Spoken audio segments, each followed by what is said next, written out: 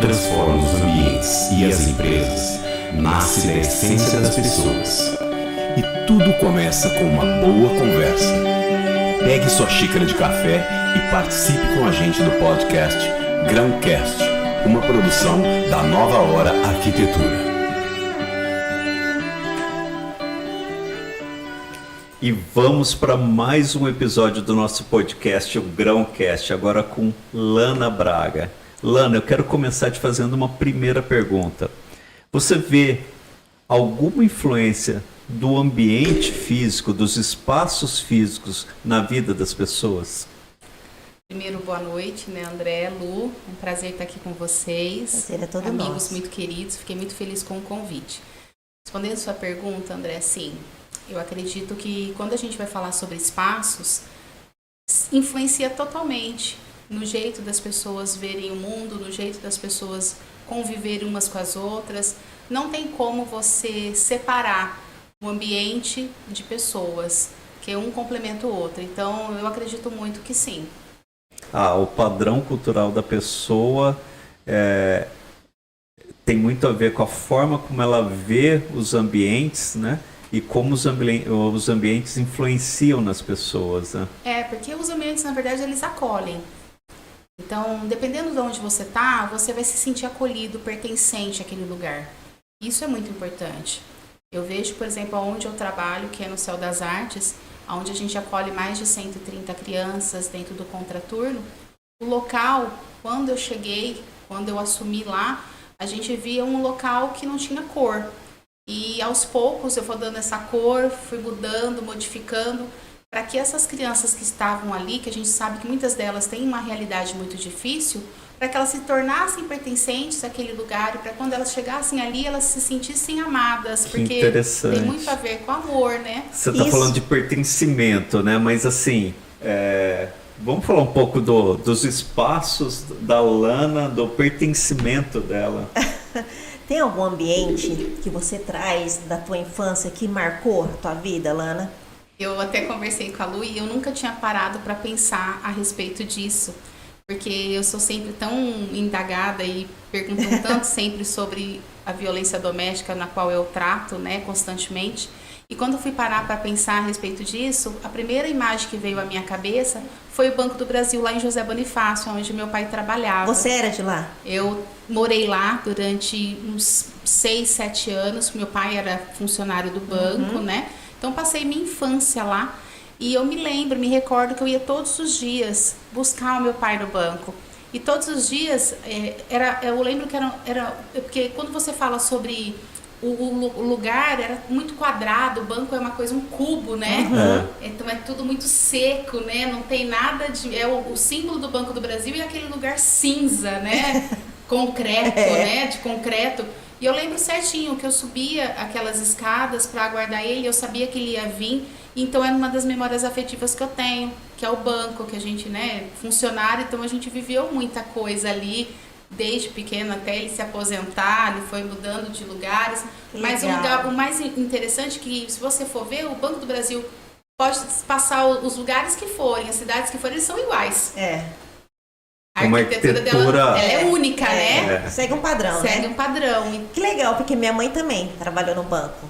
Nossa Caixa, nosso banco, que virou o Banco do Brasil, né? E eu lembro muito isso, porque festas de fim de ano, quando reunia as famílias, né? E a gente cresceu, assim. A gente às vezes ia pro centro da cidade, passava no banco para pegar o dinheiro com a minha mãe, para passar lá, levar alguma coisa. E é uma memória afetiva que a gente tem, né? Porque também eu acho que muda muito os dias de hoje, porque eu lembro que meu pai tinha um amor por aquele lugar. Um orgulho, né? De trabalhar. De pertencer.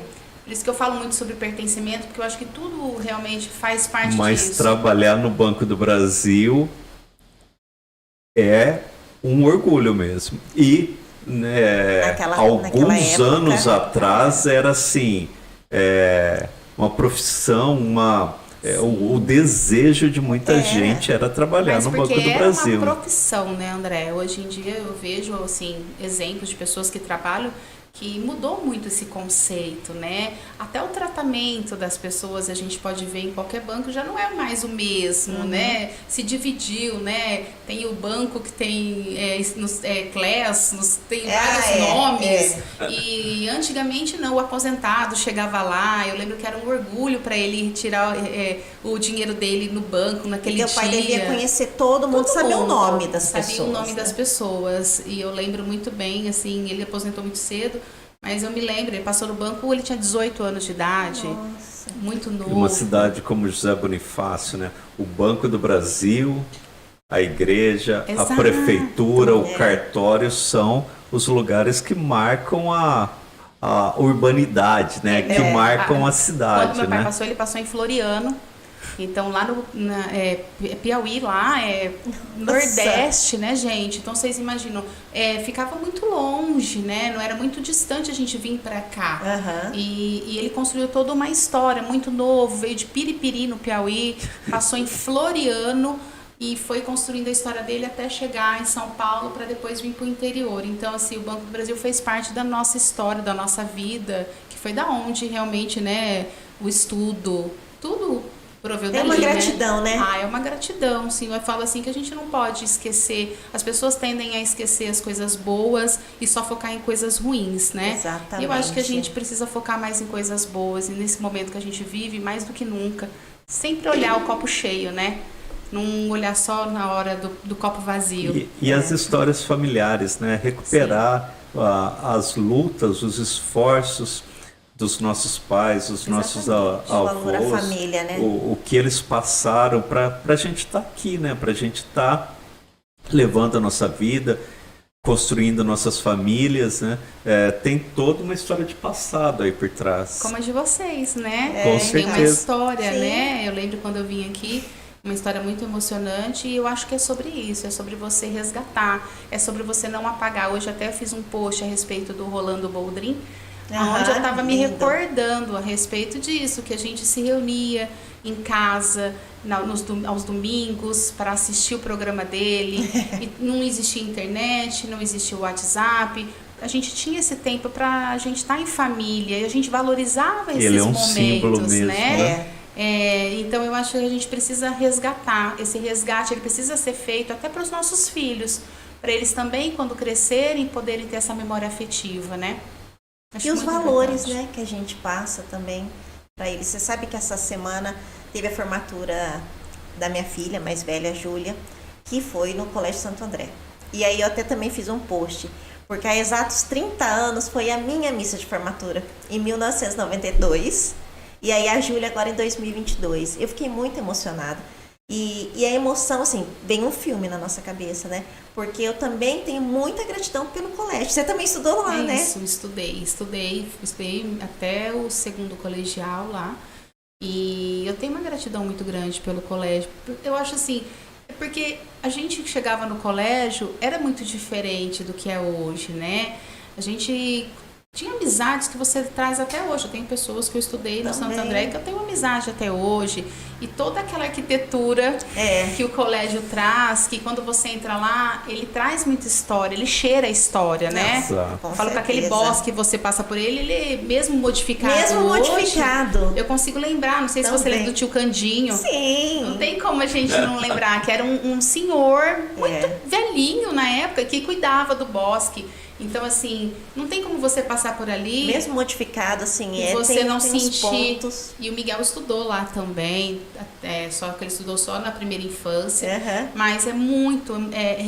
Quando eu vejo, assim, a gente passa pelo colégio, a gente sente mesmo esse Verdade. amor, esse carinho. Que Verdade. passei minha adolescência lá praticamente. E eu queria ir no colégio todo dia. Eu ia de sexta-feira, eu almoçava e ficava até 6, 7 horas da noite no colégio. Hoje em dia eles não Adorava querem nem também. ir pro colégio. Não. Hoje eles não querem ir pro colégio. Antigamente a gente ia, né? Eu ia de bicicleta e era uma outra vida, né? Era uma Eram vida outras que a gente- brincadeiras, né, que a gente tinha. Em Foco era casa diferente. também. A gente brincava muito na rua, né? Sim. Elástico, você é da época do elástico, Sou pular amiga. elástico. Não sou, nem lembro disso. Pular elástico na garagem de casa, né? Isso não, Ciara. Não é da sua época? Não é da minha época essas Eu vou coisas. te contar que antigamente me falaram que as meninas Me contaram. pulavam elástico na garagem de casa. Mas é porque a gente brincava. É. Né? A gente Mas sabia. você se fantasiava também com as roupas do Menudo? Eu adorava. Eu dançava na garagem Ai, tá de vendo? casa. Aí. A gente fazia festinha, A Luciana bailinho. tinha a roupa dos Em Menudos. José Bonifácio, que eu morava, a Bailinho. gente fazia bailinho. Eu lembro que eu cobrava até entrada lá na minha Ai, casa. ó, devia pra ter poder- cobrado. Olha empreendedorismo já, né? Desde cedo. Cobrava entrada, juntava algumas meninas, a gente ensaiava e dançava Menudo lá na garagem. Você vê que coisa não se reprima, né? Nossa, Se reprima. nossa, que coisa, mas... Famosa, assim, né? Você e José Bonifácio dançava, não se reprima. E assim, você é tão jovem. Pois é, não tem jeito, André. Tempo ele passa mesmo, né? Não tem nem como Todo esconder. Às mundo. vezes eu olho assim, algumas coisas eu falo, nossa, eu vivi isso. Ô Lana, eu quero fazer um giro de 180 graus aí. Você falou do teu pai, você falou do Banco do Brasil, da tua infância em José Bonifácio, você falou do Colégio Santo André aqui em Rio Preto, do Bosque do Colégio Santo André, você falou do Rolando Boldrin, você falou de um lar, né, dos almoços de domingo, dessa família bonita que você tem, dessa família estendida que vai para a irmã, os cunhados, para os pais, para os primos, essa família grande e bonita. Só que, infelizmente, muita gente não tem essa oportunidade de ter um lar tão afetivo, não ter uma formação numa escola tão bacana como foi o Colégio Santo André, como é o Colégio Santo André. E eu sei que você tem um projeto social, você é muito engajada, e eu queria que você repetisse a tua reflexão que você fez no início sobre a influência dos espaços físicos, mas agora olhando pelo lado do projeto social. Eu tenho um instituto que se chama Maria na Comunidade, o qual a gente trata de mulheres vítimas de violência doméstica, no qual não é um assunto tão fácil de se tratar, Nossa, mas infelizmente que os números crescem todos os dias. E quando a gente fala sobre espaço, É um instituto de proteção às vítimas, às vítimas de violência no lar. não só no lar, né? Porque quando a gente fala de violência doméstica, é de companheiros, ex-companheiros, namorados, mãe e filho, mãe e filha. Então, assim, tem várias vertentes quando a gente vai falar sobre esse assunto. Hoje a gente faz esse acolhimento. E quando a gente fala de espaço físico, então, voltando para uma realidade que não é minha, mas que é de muitas mulheres, a gente fala de uma mulher que apanha dentro de casa, sim. A gente fala de um lugar onde a gente até agora estava falando sobre um lar feliz, com memórias afetivas bacanas. Boas, né? Boas. E que muitas mulheres, infelizmente, não conseguem retratar essa mesma realidade. Então, mulheres que têm companheiros que, sim, são violentos, mulheres que sofrem a violência psicológica, que é uma das piores também, que todo momento são cerceadas de ter o direito de estar com a sua família, de ter o direito de ter amigos, e que a gente tenta identificar nessas mulheres. Elas procuram vocês ou são denúncias, as pessoas que avisam? Não, elas nos procuram através das redes sociais ou através de amigos que falam, olha, é bacana ali, você pode buscar uma ajuda. E a vítima de violência doméstica, ela precisa querer ser ajudada. Eu não posso chegar, eu sei de pessoas que sofrem violência, mas que eu não posso chegar lá e falar, olha, eu sei que você sofre. Porque ela vai falar pra mim assim, mas ele é bom pra mim. Ele não é sempre assim. E então Só um surto de raiva. elas acreditam porque elas têm um vínculo afetivo com esse homem. Então, a partir do momento que ela tem um vínculo afetivo, ela acredita que não é sempre, então que não é violência doméstica, então que ela pode conviver com aquilo ali. Só que, infelizmente, quando a gente fala da violência, e dentro de casa principalmente, ela se estende aos filhos também. Porque essa criança que está vivenciando dentro desse lar violento, ele vai reproduzir isso em algum momento da vida dele. Porque é o que ele viveu, é o que ele viu, é o que ele entende como amor. Então, vai contra tudo aquilo que a gente vai conversando desde o começo. Quando você me pergunta sobre O espaço influencia nas pessoas? Sim.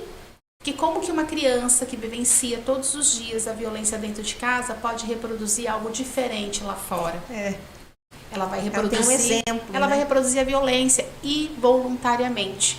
Não é porque ela quer reproduzir, mas é o que ela aprendeu. E aquela mulher que muitas vezes... Aquilo é normal. É normal. E eu encontro mulheres, às vezes, que vivem a violência hoje e falam pra mim assim, Lana, mas meu pai batia na minha mãe. E aí eu já consigo entender. E eu falo pra ela, não se sinta especial, porque milhares de mulheres, elas passam exatamente isso que você tá passando nesse momento. Então, hoje, dentro do Instituto, o que eu tento entender, o que eu entendo que é importante? Você não tratar só a mulher, você tratar o homem também. Porque esse homem também vem dentro de um lar, que muitas vezes viu a mãe batendo no pai, e o pai, podia ser a mãe batendo no pai, ó. Não é, tá, gente? É o Mas pai. pode também, não tem? Acontece, tá, gente? Eu recebo, às vezes, gente falando assim pra mim, e o João, não tem o João da Penha também? Aí eu falo que não, que homens, eles são julgados quando, por exemplo, a mulher bate no homem. O homem vai ser julgado pela linha penal. Então, a Lei Maria da Penha, ela serve só para atender as mulheres, né? Mas quando acontece, então, do homem falar assim para mim, eu já ouvi casos, porque eu estive dentro de um grupo reflexivo de homens que estão em medida protetiva, e eles falam que eles viram, que eles vivenciaram isso, que eles se arrependem. E aí é um momento também, porque, Ilana, nenhum homem consegue se recuperar? Não, vai ter sim homens que vão conseguir entender que ele precisa colocar a frustração dele em um outro local, que ele precisa colocar a raiva dele no outro local e não na parceira dele, não nos filhos. Nossa, porque é uma vitória, né, quando isso acontece. Porque os filhos também são atingidos. E também tem casos, gente, que não dá. Eu tive um caso de uma mulher de 62 anos, por exemplo, que ela não podia se alimentar dentro de casa, porque ele, durante 40 anos de casado, ele não deixava ela comer, porque ele falava que ela não era merecedora daquela comida que ela tinha dentro de casa. Então você vê, aí você fala assim pra mim, Lana, mas ela aguentou 40 anos, sim, porque ela tinha um filho que falava pra ela, mãe, pra onde a gente vai? Então não é tão simples a gente falar. É uma situação muito complexa. É muito complexa, é muito delicada, porque você tá falando do outro, da dor do outro. Então quem sou eu pra julgar a dor do outro? Eu posso fortalecer essa mulher, e hoje ela tá se separando, e eu posso fortalecer essa mulher pra ela conseguir entender qual é o lugar no mundo dela. Ao que ela quer pertencer, aonde ela quer pertencer. Porque, às vezes, eu estava até antes, quando eu cheguei, falando sobre zona de conforto, né? Eu peguei um pedacinho, peguei o bonde andando. Mas eu costumo muito falar nas minhas palestras, assim, para essas mulheres, que muitas vezes a gente está numa zona de conforto, num lugar quentinho. É quente lá. E, às vezes, as pessoas te dão a mão e você fala, não, aqui tá bom. Eu vou começar tudo de novo. A gente não pode esquecer que dentro dessa mulher, dentro dessa casa de 40 anos, tem histórias. Com certeza. Com certeza. Tem os móveis, tem tudo que ela escolheu. E para nós que somos seres humanos, é muito difícil a gente deixar tudo para trás e começar de novo. O recomeçar é muito difícil. É incerto, né? É incerto, porque ela fala assim, eu vou começar tudo de novo sozinha. Porque ela teve a força de recomeçar com 62 anos. E eu tenho muito orgulho dessa mulher, porque ela conseguiu se olhar no espelho e falar, não, eu agora quero olhar para mim. Mas quantas não conseguem? E por isso eu não posso desmerecer elas também, porque elas vão ter o tempo dela de florescer, de renascer. É todo um trabalho. E sim, os espaços fazem isso, né? Eu lembro de uma história que você contou para mim não faz muito tempo, que não é só a violência, assim, de bater, dela apanhar, mas numa situação que a pessoa fazia a mulher se sentir dependente, né? Que ele escondia o sapato dela na geladeira para ela achar que ela estava ficando louca. Exato. Então, e você vê, são histórias assim que a gente presencia muito mais, às vezes, até do que a física. A física chega até mim, eu já direciono. Que às vezes é até aparente a física, né? Aparente, mas essa emocional... Essa emocional, ela deixa marcas muito mais profundas. Porque muitas vezes essa mulher, ela tem um relacionamento tão abusador, tão doentio, mas ela não consegue entender isso. É muito mais complicado você fazer ela entender isso. Porque às vezes o cara fala assim, você é burra, você não sabe nada. você não vai, você não vai usar tal roupa. E assim que começam os relacionamentos abusivos, às vezes as perguntas falam assim pra mim, as pessoas falam assim, Lana, como que começa um relacionamento abusivo? Eu falo, como o meu, como o seu, como de qualquer pessoa, não tem uma receita. Eles começam aos poucos. Em todas as classes sociais. Em todas as classes sociais. Eu recebo às vezes pessoas que me chamam de dentro de condomínios, mas que vão ter vergonha. Eu tenho uma filha de 18 anos e outra filha de 13 anos, né? E isso que você está falando é extremamente sério. Então, a gente pode criar ali um pensamento de que o relacionamento abusivo ele já começa no começo do namoro. Eu costumo dizer que ele dá sinais.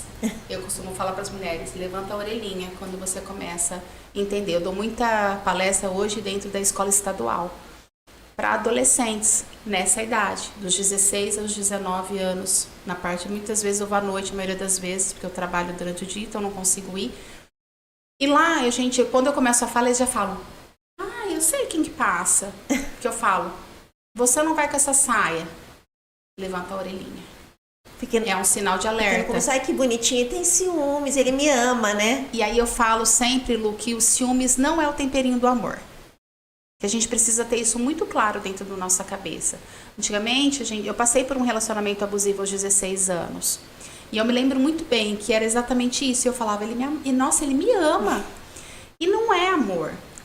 Ciúmes e controle não são uma combinação perfeita. Com certeza vai dar um problema em algum momento. E é muito difícil quando você tem 16, 17, 18 anos, você querer entender isso. Mas são sinais. Olha, você não vai com essa roupa, essa sua amiga não presta, ela tem inveja de você. É querendo te afastar já daquela amizade. A sua mãe se mete demais no nosso namoro.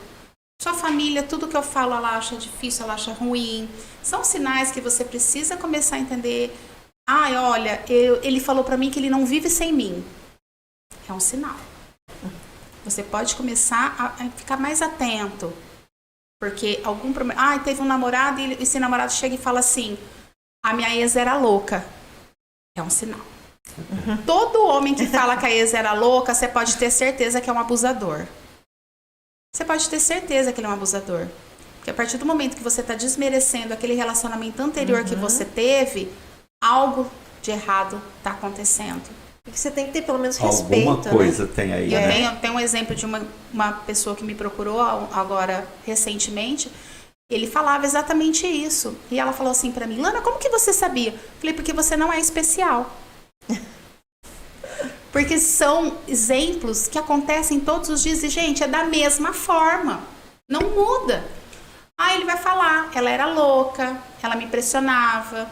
E aí, no começo, ele vai ser um príncipe, ele vai ser maravilhoso, ele vai ser perfeito. Você vai falar, nunca encontrei... Porque daí ele vai fazer você ficar dependente dele emocionalmente. Quando você estiver dependente, é como se fosse uma ratoeira. Pronto. Você já tá pega. Eu falo assim que é cilada. Foge, corre, Lola. É cilada. Você pode ter certeza que vai ter um problema mais pra frente. E agora ela tá se separando dele, porque ela falou, Lana, ele gritava comigo. Ele chegava em casa, eu não tinha feito janta, ele começava a gritar comigo. Ele começou a ter atitudes que ele nunca teve. Eu falei assim, porque o perfil dele, do manipulador, do abusador é esse, do narcisista é esse. É fazer você entender que você tá errada. Aí ele vai falar assim pra você, e namoros também, tá? Por que você fez isso? Eu te amo tanto. Se você não tivesse feito isso, isso não teria acontecido. E quando você ama, você passa a entender que isso é verdade. Você passa a entender o quê? Nossa, coitado. Se eu não tivesse feito tal coisa, ele realmente teria sido bonzinho comigo. Ele só ficou bravo porque eu sou a culpada, né? Exato. Ou se não, tem mulheres que falam assim, Lana, eu vou casar com ele, sabe? Porque quando casar, ele melhora. Piora, né? Piora. Então, assim, são sinais que os relacionamentos, eles vão dando. Lana, e com a pandemia, melhorou ou piorou? As pessoas dentro de casa? Mais de 50%. Porque ficava todo mundo trabalhando para a rua. Aí você pega confina Todo mundo dentro de o casa. Fora que alguns casal, a homens, né, família André, inteira. perderam o emprego. É, Então eles foram pra Isso casa, aí eles começaram a beber. influencia Sim, muito. o álcool é um dos O fatores. alcoolismo O alcoolismo ele ajuda tá- demais dentro da violência doméstica. Então, assim, são fatores que realmente aconteceram. E a gente, infelizmente, aumentaram até os feminicídios. Então, assim, a gente hoje sabe que a mulher às vezes fala pra mim assim, não adianta entrar com uma medida protetiva. Sim, adianta, a gente precisa passar por todos os pontos. A gente precisa entrar com a medida protetiva, a gente precisa denunciar, a gente precisa se respaldar, a gente precisa mudar os lugares que a gente vai, a gente precisa mudar os caminhos que a gente faz. Se você sabe que você está sendo ameaçada de morte. Tem mulheres que falam pra mim assim, Lana, eu tenho medo de largar dele porque ele vai me matar. Então, peraí, acenda sua luz vermelha e você tá fazendo tudo igual? Que é o que acontece muitas vezes. Aquele homem, ele vai lá e você não acredita que ele possa fazer isso. E quem que mata? É o homem normal. Ele não tá escrito na cara dele assim, olha... Não tem, né? Não, Uma você tarja. nunca vai achar que aquele cara, ele vai ter coragem de chegar a um ponto desse. Eu sempre dou como exemplo aquele DJ Ives, que estava na mídia. Será que se não tivesse filmando, alguém acreditaria naquela mulher? Não. É. Então nós mulheres Não. precisamos o quê? O tempo todo a gente precisa provar que a gente não é só bonita, que a gente também é inteligente. Que a gente não precisa ser magra para poder caber dentro do padrão. Então a gente não precisa se diminuir para caber. E quando nós mulheres conseguimos entender isso e a gente consegue não julgar a outra mulher também e consegue sim levantar aquela outra mulher, eu acho que as coisas começam a se modificar. Então é sobre eu ouço muito, todo mundo fala sobre sororidade, mas ela precisa ser efetiva, ela precisa ser na prática, não só no falar. Então as mulheres elas precisam se ajudar, se julgar menos. E a partir desse não Mulheres julgamento... são muito competitivas, o né? tempo Elas não todo, se ajudam. o tempo todo. Elas se criticam. Eu né? ouço assim, eu até falo isso muito nos colégios. A menina vai com short curto e é estuprada. Ah, mas você viu a roupa que ela tava? É. Sua roupa não pode te definir. Não é isso que vai fazer você ser uma pessoa que não tem caráter. E não é por isso que você tem... Então, se você tá com um short curto, que alguém tem que passar a mão em você. Porque ninguém te dá esse direito. Então, eu acho que entra todo esse contexto de violência, ele é uma coisa muito ampla. Poderia Certeza. ficar todo o tempo conversando com vocês, porque eu sei que é algo assim, mas é algo maçante, porque muita gente fala, né? Você fala tanto sobre violência, eu falo, mas alguém precisa falar sobre isso. Ô, Lana, mudando um pouco a nossa conversa. Você apresentou um primeiro cenário onde a gente tinha um lar constituído, né? E sempre tá a mulher ali, sempre quando tem um lar tem uma mulher organizando as coisas, né? Até criando regras para nós, né? Sempre. E a gente tendo que obedecer. E por que sempre uma mulher organizando as coisas e não um homem organizando as coisas? Não sei te responder isso. É onde a gente precisa se desconstruir. Porque o homem também pode estar lá dentro da casa Sim. organizando as coisas. Sim, mas assim, a mulher, ela sempre tem essa formação da família com ela, e ela, na verdade, tem o arrimo da família, né? Sempre fala, o pai é o arrimo da família, mas normalmente é a mãe que é o arrimo mulher, da... né? Que é o arrimo... Que é o centro. Que é o arrimo da família, que ela organiza tudo, que ela coloca as regras de convivência, né? Ela que organiza os filhos, né? Tenho grandes amigos e temos grandes amigos em comuns que são excelentes pais, educam muito bem, se preocupam demais com os filhos e ajudam os filhos a progredirem. Mas mesmo esses pais, a figura da mulher, ela é fundamental. Ela que estrutura o lar mesmo. É ou não é? É e não é. É e não é? Não, eu acredito nisso. É que eu tento sempre hoje em dia, sobre a visão do que a gente acaba estudando e do que eu vivencio muito, a gente precisa realmente desconstruir esse papel da mulher, porque a mulher ela acabou ficando com o papel todo para ela, né? E aí eu ouço assim, e o pai ele ajuda. Não, o pai ele não ajuda, ele não faz mais do que a obrigação dele dentro de uma relação. Porque a partir do momento que você começa a colocar a mulher como centro de tudo, essa mulher ela fica cansada, ela fica exausta, porque tudo realmente fica no centro dela. E quando essa mulher falha, tudo também vai. Você já ouviu falar assim? O marido tá com a camisa amarrotada, a esposa não viu isso? Quer dizer, a esposa ela não é mãe desse marido. Esse marido, ele já é um homem adulto, que ele pode passar suas próprias camisas. Se confunde os papéis. Se confundem os papéis. Por quê? Porque as mulheres foram colocadas dentro desse papel só de mãe. E eles se acomodam, né? Sim. Muito. E hoje as mulheres, eu estava até falando com a Luz, as mulheres muitas vezes são silenciadas até. Porque quando você fala sobre política, você vai falar assim, a mulher está falando de política? Você nem sabe do que você está falando. Ou quando uma mulher está ali dando uma opinião, muitas vezes ela também é podada da sua opinião. Por quê? Porque houve-se uma naturalização sobre isso, de que a mulher ela tinha um papel apenas de mãe, de dona de casa. Graças a Deus que isso hoje está mudando muito, né? A luta aqui que não nos deixa mentir, uma super empresária, uma super arquiteta. Então, assim, eu falo que a gente precisa realmente se desconstruir todos os dias. Porque os papéis hoje, eles não inverteram. Os papéis, eles se complementam. Nós precisamos saber que hoje o marido, a esposa ou a família, ela tem que ter... Cada um tem um papel dentro da sua família, mas a gente precisa se ajudar nesses papéis. Então, né? deixa eu tentar refazer a minha colocação. Vamos lá. Então, vamos, mais uma chance. Para eu descer do degrau do machismo. Senão, daqui a pouco você vai ter que chamar o Fabiano aí, você tá perdendo. Então, deixa eu tentar refazer a questão.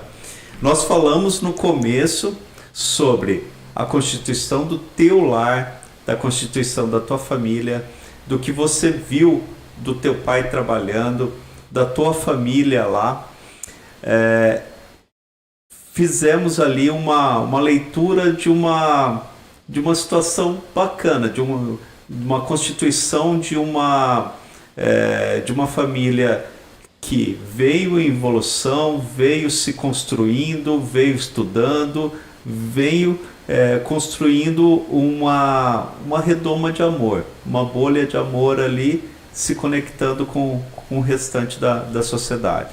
Aí nós fomos falar da tua experiência dentro do Instituto, dessa realidade de violência, essa realidade de opressão que está visível aí na nossa sociedade. Sim. E sempre ali com o papel da mulher dentro dos lares, dentro das empresas, mas principalmente a mulher numa posição ali centralizando as famílias, centralizando os lares que muitas vezes estão ali despedaçados. Na tua experiência dentro do Instituto, você já teve lições e histórias muito positivas que você viu, famílias despedaçadas ali e uma reorganização para uma vida muito melhor? Hoje ainda não. Hoje o que eu vejo é que a gente precisa entender que essa mulher que muitas vezes sofre a violência doméstica, ela não precisa estar casada para ela ser família. Sim. Então, quando ela tem 4 filhos e ela está sofrendo a violência, a partir do momento que ela se dá a oportunidade de recomeçar, de se refazer, ela pode continuar sendo família. Exato. Porque muitas vezes a gente tende a achar que a família é só quando é constituída. Sim.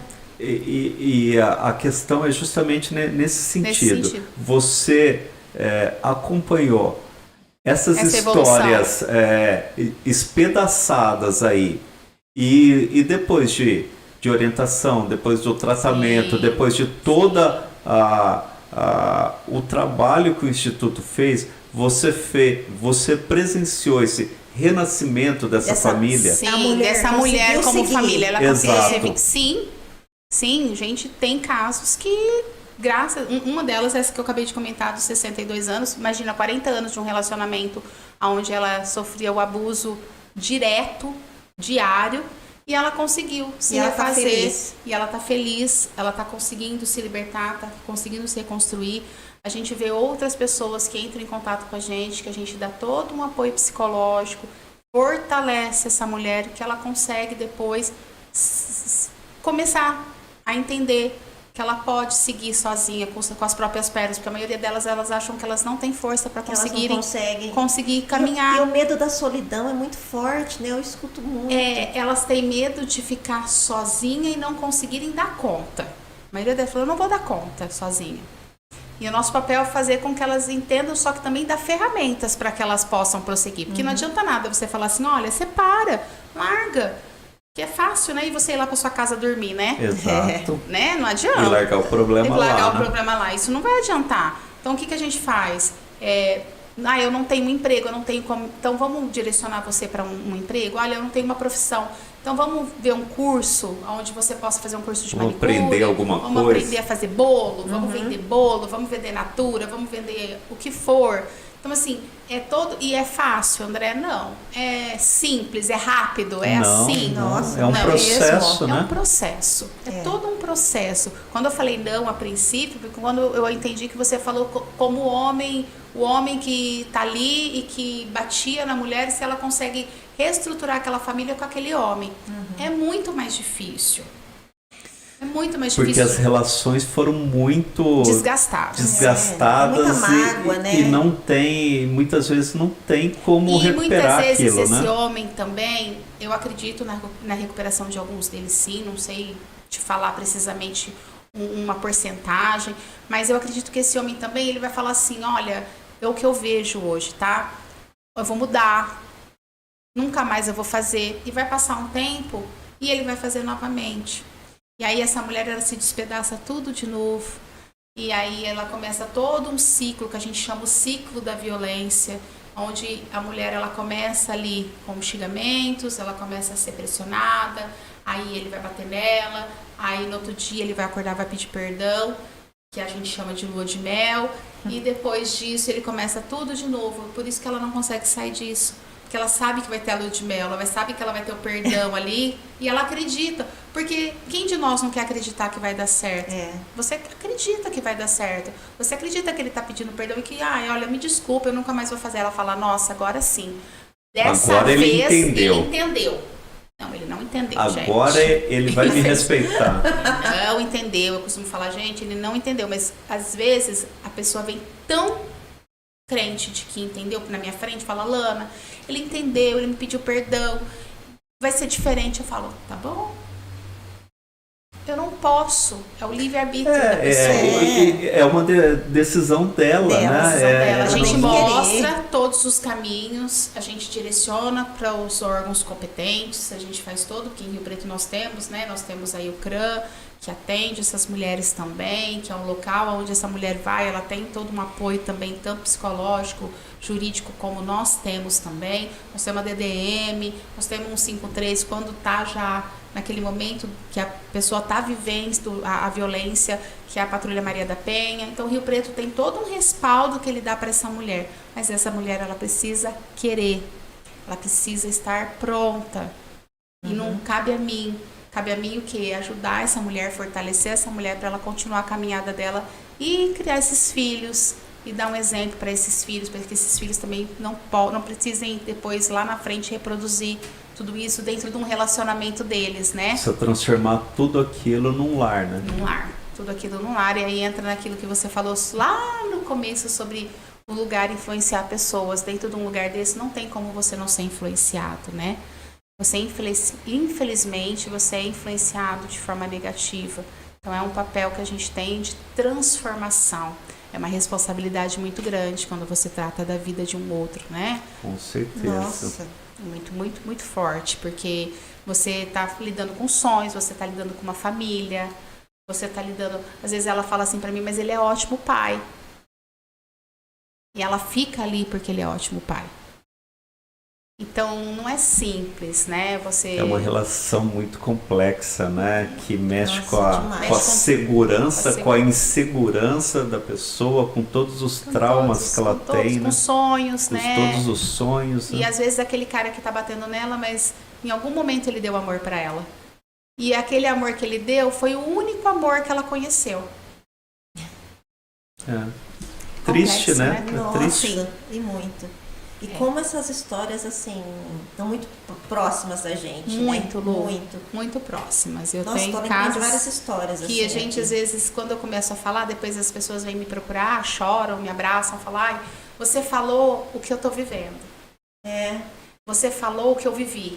E muitas vezes essa pessoa você nem imaginava, né? Não, às vezes quando eu já tive casos de eu estar em palestras dando e uma pessoa de dentro do lugar vem pra mim e falar assim, Lana, eu vivi isso.